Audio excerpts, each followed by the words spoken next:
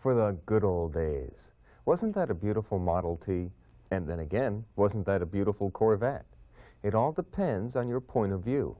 One thing is for sure, the old cars were easy to repair. Well, things have changed. Added conveniences and government regulations, anti-skid and airbags, four-wheel drive and four-wheel steering, even environmental temperature control. The method?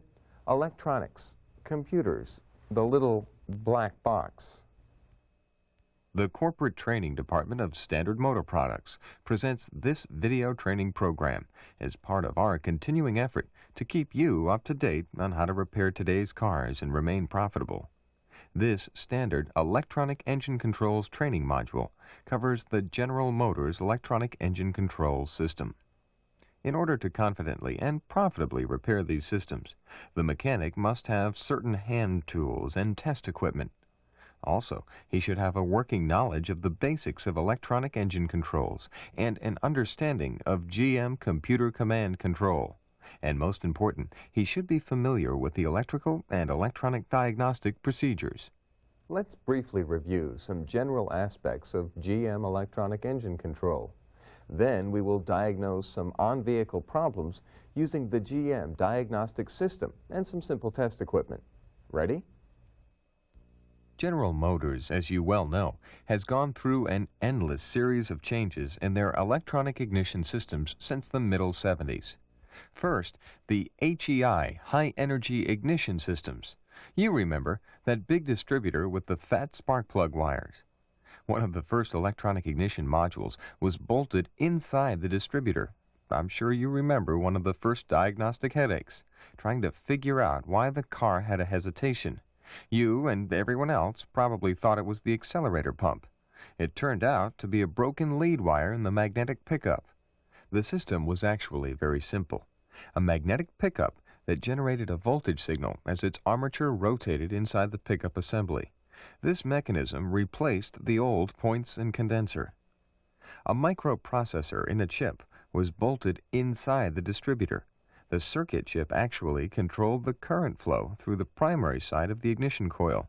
This module controlled dwell and the resultant ignition timing. The system worked well until more stringent emission and fuel mileage standards were mandated by the federal government. The engineering response, of course, was more sophisticated electronics. Between Cadillac, Buick, Oldsmobile, Pontiac, and Chevrolet, an endless series of modifications to the ignition system took place. Mizar, ESC, EST, ESS, EMR, and even an EST-ESC combination. And now we have DI, C3I, DIS, IDI. So how do you sort out all of these systems? For our discussion during this videotape, we are going to forget all about the false starts GM introduced on their way to the first widely used electronic engine control system, Computer Command Control, or CCC.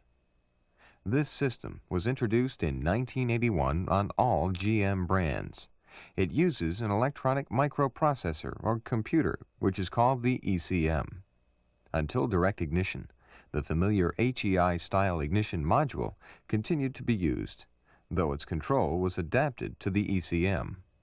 The CCC system uses various engine and environmental inputs, which vary from year to year and model to model. Their sensor inputs can include a throttle position sensor, TPS, engine temperature, CTS, RPM, and cylinder position signals from the distributor, crank sensor or cam sensor, intake air temperature, mass airflow, MAP, manifold absolute pressure, or input on vacuum and barometric pressure, VSS, vehicle speed sensor, a NOx sensor, and a series of miscellaneous switches including AC, power steering, alternator, etc. Utilizing these sensor inputs along with pre-programmed memory and memory from a PROM, programmable read-only memory unit, the computer responds with outputs to various controlling devices for the fuel system, the emission system, and/or the ignition system, as well as a diagnostic output to display a check engine light or service engine soon light on the instrument panel. Next, let's quickly take a comparative look at a few of the more common types of General Motors systems before we begin diagnostics. Just like the early non-computer systems, the magnetic pickup still signals the ignition module to control the ignition coil's primary windings. It is a very simple device. Inside the magnetic pickup is a timing core that is connected to the distributor shaft. As the timing core rotates inside the pickup assembly's coil of wire, it causes the generation of an AC voltage signal. The AC signal output is sent to the ignition control module. There, it ultimately triggers a switching transistor. The module then controls the ignition coil's primary current flow, and thus the timing of spark plug firing. Simple. In CCC, the magnetic pickup still supplies the triggering signal to the ignition control module, but the module's control of ignition timing now only functions during cranking, as the engine is started, normally under approximately 400 RPM. Though the magnetic pickup still supplies the ignition module with base timing signals, it also sends sync pulses to the ECM, which establishes cylinder positioning for EST to function, and in the case of fuel injection, to control the injection pulses. As the engine starts, the ignition module electronically converts or steps out of the timing control picture, and the engine control computer, or ECM, takes over the timing of the engine and the control of the fuel injectors. The ECM uses signals from barometric pressure, or MAP, coolant temperature, RPM, and engine load to control the ignition timing. Remember, load can also be established from a MAF sensor on fuel-injected engines. This basic circuit design has been utilized until the introduction of direct ignition, except with two minor modifications. In 1982, Chevrolet's 229 cubic inch engine and some GM 2.5-liter fuel-injected engines utilized a Hall effect switch, in addition to a magnetic pickup. The Hall effect switch was added to the primary ignition circuit to permit the use of electronic control of the ignition timing, because the V6 engine was in odd-fire configuration. On the four-cylinder engine, it also controls firing of the fuel injection. The Hall effect switch is inside of the distributor. It is mounted directly above the magnetic pickup. The other variation in electronic control of timing or electronic spark timing is ESC, electronic spark control. When this is used on the CCC system, there is no variation in the EST circuit under normal operation. The system works as we have discussed. On those engines with ESC, two additional components have been added: an ESC control module and a knock sensor. When the knock sensor hears a noise in the engine, a signal is supplied to the ESC module. The normal EST signal is wired through the ESC module and usually passes through unaltered. But when an input from the knock sensor is received at the ESC controller, ESC overrides the normal timing control of the ECM. The system can retard timing as much as 20 degrees in some applications. Retard is done in 2-degree intervals per second until the knock is gone. After a period of time, it allows timing back in 1-degree intervals until knock is again heard, and of course then retards timing again. Before we begin diagnostics, let's take a quick look at direct ignition. Subsequent video training programs will deal with direct ignition more deeply. It could be called DI, C3I, DIS, or IDI. General Motors has 3 different systems as of 1989, and I'm sure others will follow, but they all operate on the same basic principle, that is, elimination of the distributor. One style even eliminates the spark plug wires. This Pontiac has a Quad 4. It contains one example of the direct ignition called IDI. Under the protective cover is the coil pack and the ignition control module. Note, the system does not use spark plug wires per se. The coil and the plugs connect through a small coil spring conductor and are insulated by very heavy boots. This Pontiac illustrates a second style of GM direct ignition system.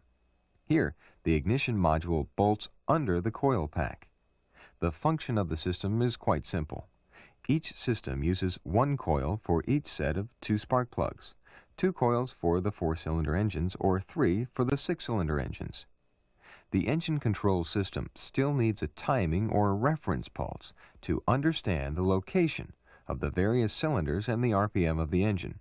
The needed information, sensor input, is supplied to the computer using either a Hall effect or magnetic pickup unit. Depending on the engine configuration, the sensor can be found either at the crank dampener, on the crankshaft, or at the camshaft sprocket.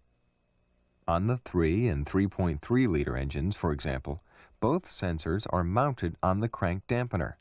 One supplies the ECM with RPM information, called 1x. The other, a reference pulse for cylinder position, called 3x. The computer does its normal routine and responds by controlling the current flow through the multiple ignition coils windings to fire the spark plugs. On the 3.8 liter engine, both crank and cam sensors are used. Here, the cam sensor signals location of number 1 cylinder for spark initiation and sequential injection firing. On startup, number 6 injector and ignition for cylinders 3 and 6 must function in synchronization. The crank sensor signals the ECM on RPM. The cam triggers reference pulse for ignition and sequential injection on startup. You can see from this illustration that the 3 ignition coils take on a different appearance, but they function the same way. Also, remember that each coil fires 2 spark plugs. The majority of the spark energy is used to fire the plug that is on the compression stroke. The waste spark, as it is called, fires the spark plug whose cylinder is also at top dead center, but on the exhaust stroke.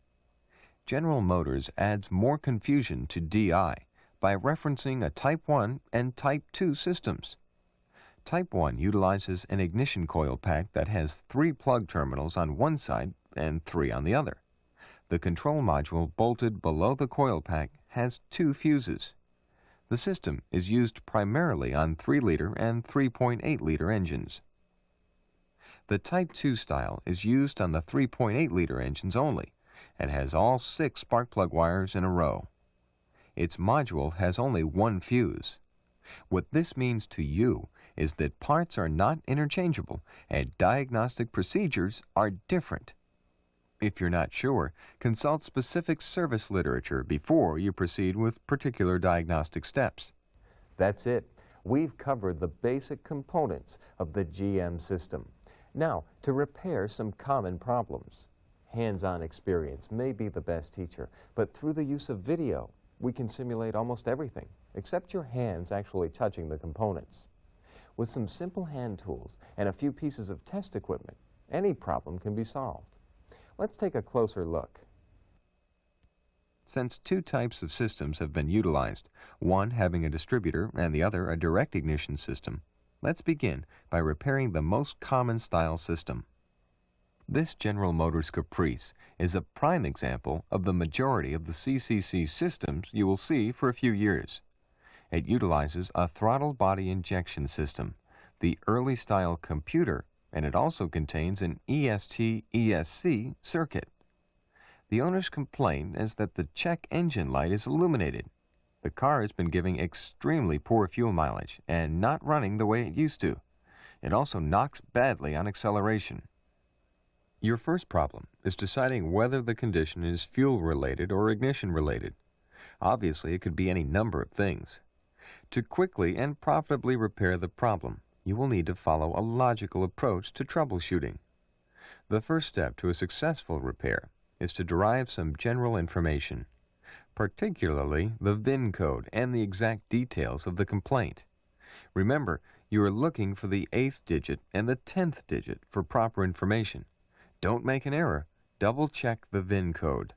The 8th digit indicates the engine type and make, and the 10th indicates the exact year of the car. Whatever you do, don't guess. Ask the customer the questions necessary to determine exactly what his complaints are and when they occur.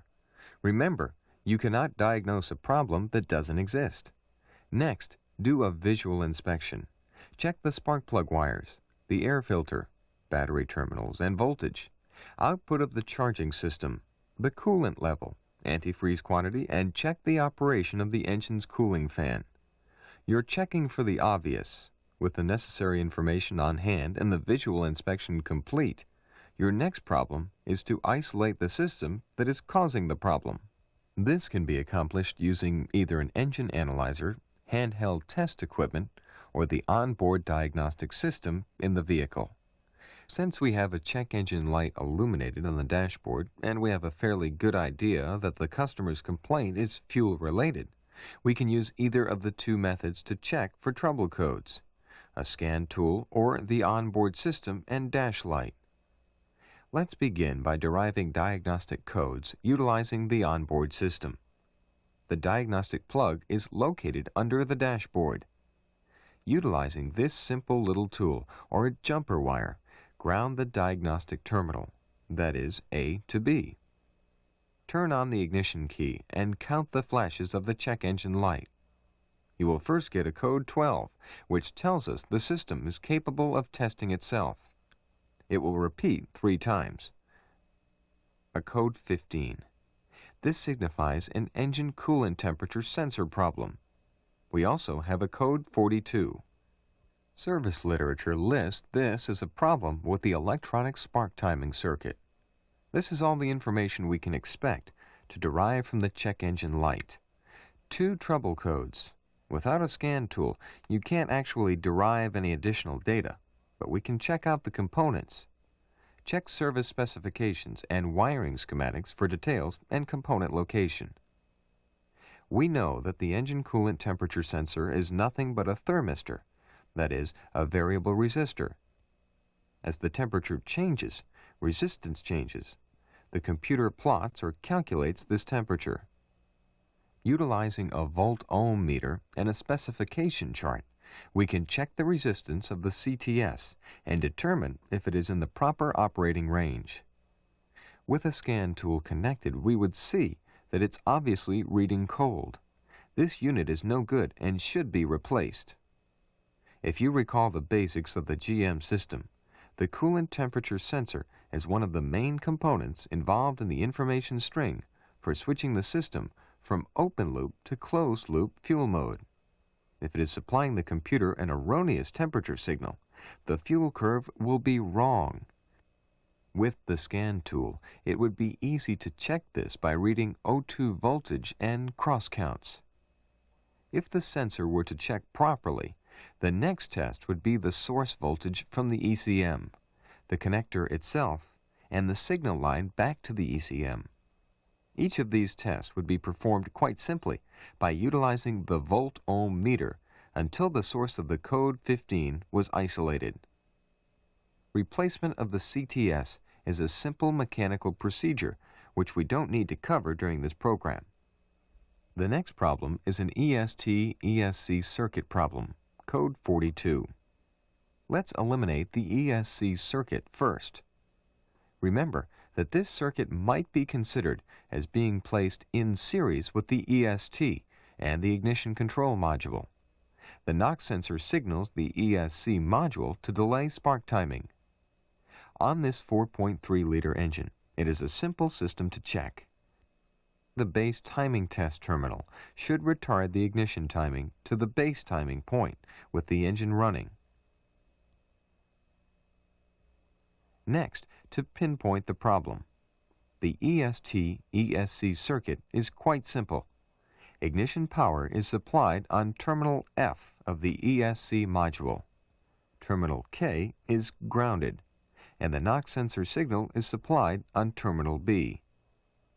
If the engine is running and there's no knock present, the voltage on terminal L to the ECM should be between 8 and 10 volts. If the knock sensor sends a signal to terminal B, the ESC module lowers the voltage on terminal L of the ECM, and the EST circuit retards spark timing. A malfunction in the ESC controller or loss of ground at terminal K would result in a no retard situation, and cause the knock that the driver is experiencing. That's the problem, a bad ESC module. It is a simple matter to remove and replace the ESC module, then recheck the circuit. With the two problems corrected on this caprice, you should clear the diagnostic codes by removing the power fuse to the ECM for approximately 10 seconds. It is also permissible to disconnect the negative battery terminal for a period of time and then reconnect it. Now, let's take a closer look at the problem with this Pontiac 3.8-liter direct ignition system. The complaint is that the engine won't start. The engine cranks but will not start. Since this is a port fuel-injected engine, it is pretty difficult to see if we have fuel present. Since we have no distributor, it might appear difficult to check for spark, but don't be fooled. You can diagnose this vehicle by using the onboard system and dash light. You can also use a scan tool, and in both cases, you will use other handheld test equipment, fuel pressure gauges, volt-ohm meter, etc. We can proceed next to derive any trouble codes in the system memory. Since you already know how to use the onboard system, let's connect the scan tool to derive diagnostic codes. Plug the tool into the diagnostic ALCL connector under the dash. Power the unit from the cigarette lighter or battery. Follow the particular manufacturer's specifications for scan tool setup. Then read out the codes. A code 41. Cylinder selection error. A code 41 cannot be further diagnosed with the scan tool. No additional data can be retrieved. Follow this procedure to check out the no start problem. Check for fuel pressure, then spark. Connect a pressure gauge to the rail test port and turn on the key. Fuel pressure is present. Checking for spark is also a simple task, but you should observe caution since the coil's spark voltage is very high and at a much higher amperage than older systems. A simple spark test can be performed by using a spark tester or by installing a small piece of vacuum hose. Connect it between the spark plug terminals of the coil pack and the spark plug lead. Utilizing a screwdriver and a short test lead, ground the screwdriver. Do not touch the metal part of the screwdriver with your hands. Place the screwdriver adjacent to the vacuum hose and have an associate crank the engine. The next step is to determine why there is no spark. Is it a signal to the engine computer? The computer itself? An ignition module? All good questions. Let's do another simple test that helps isolate the problem. Disconnect one of the fuel injectors. Install a test light and ground it. Crank the engine and observe the test light. The light does not blink. What affects both the fuel injection pulses and the ignition system? On this engine, the camshaft sensor. On engines with dual crankshaft sensors like the 3.0 and 3.3 engine, it could be one of the crank sensors. Disconnect the camshaft lead harness connector and let's test the unit and the voltage signal. A quick test can be performed by momentarily connecting a jumper across the camshaft sensor harness and turning on the ignition switch. As the engine cranks, observe the fuel injector test light. The light blinks. Well, we have at least isolated the problem to the camshaft sensor circuit. Next, checking service literature shows that we should check the voltage available for the cam sensor. It should be approximately 10 volts on terminal C of the harness. With voltage OK, we have a defective cam sensor. That's it. We have repaired some problems on the two types of General Motors computer-controlled ignition systems. Don't be concerned about working on the direct ignition systems. They are easier in many respects than the older systems. Just remember that those vehicles equipped with the P4 computer have the ability to run extremely well, even if a component sensor has failed. If engines with a P4 computer have a diagnostic light, regardless of how well the engine runs, it warrants further checking of the system and component testing to isolate the specific problem. This concludes working on GM electronic engine control. As you've seen, it's easy to troubleshoot and repair the system. I would like to take this opportunity on behalf of Standard Motor Products and its training department to thank you for purchasing this program, and we hope you will consider us for your future replacement parts needs.